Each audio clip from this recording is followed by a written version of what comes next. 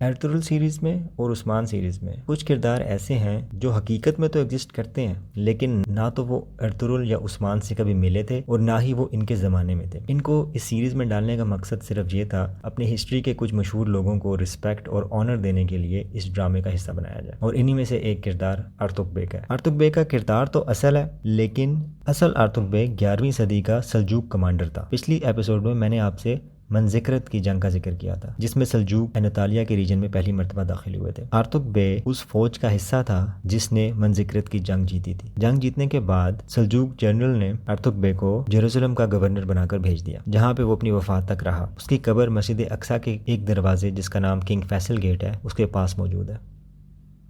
Ertugrul کے سب سے قریبی ساتھیوں میں سے ایک ترگت تھا۔ اس نے نہ صرف ارطغرل بلکہ عثمان اور اس کے بیٹے اورہان کے ساتھ بھی کئی جنگوں میں حصہ لیا۔ اس کی پرسنل زندگی کے بارے میں تو کوئی معلومات نہیں ہے، لیکن اس کا نام لوکل فوک ٹریڈیشنز میں سننے میں آتا ہے۔ ارطغرل کی وفات کے بعد وہ عثمان کے ساتھ تقریباً ساری بڑی مہمات میں شامل تھا۔ 1299 میں ترگت نے عثمان کے لیے انگول کا شہر فتح کیا اور عثمان نے اسے اس شہر کی گورنرشپ دے دی، اور وہ اپنی وفات تک اس شہر کا گورنر رہا۔ ترگت کی اعزازی قبر سوغد کے قبرستان میں ہے اور اس کی اصل قبر انگول میں۔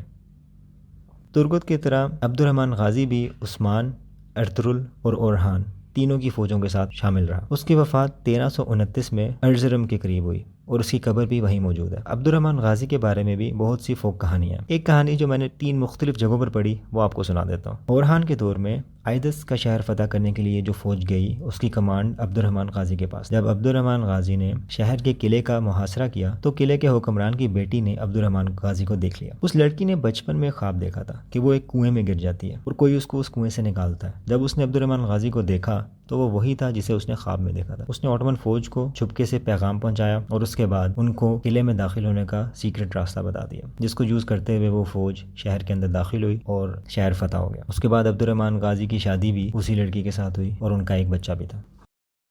بامسی کا ارطغرل سے کوئی تعلق نہیں۔ ترک داستانوں کی ایک مشہور کتاب ہے جسے اوغز نامہ بھی کہتے ہیں۔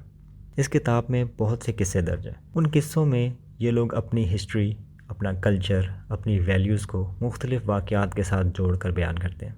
اس کتاب میں 12 بڑی کہانیاں ہیں۔ ان میں سے ایک کہانی بامسی کے بارے میں ہے۔ اس کہانی کا انگلش ورژن میں نے نیچے ڈسکرپشن میں لنک کر دیا ہے، اگر آپ پڑھنا چاہتے ہیں تو ضرور پڑھیں۔ میں آپ کو اس کہانی کا ایک بیسک اور چھوٹا ورژن سناتا ہوں۔ جب اوغز کی حکومت تھی تو ایک مرتبہ بادشاہ نے اپنے سارے شہزادوں کو دعوت پہ بلایا۔ ان میں سے 2 شہزادے ایسے تھے جن کے ہاں کوئی اولاد نہیں تھی۔ بادشاہ نے ان کے لیے دعا کی اور اس کے بعد دونوں کے ہاں اولاد ہو گئی۔ ایک کے ہاں بیٹا اور ایک کے ہاں بیٹی۔ بیٹی کا نام بانو چیچک رکھا۔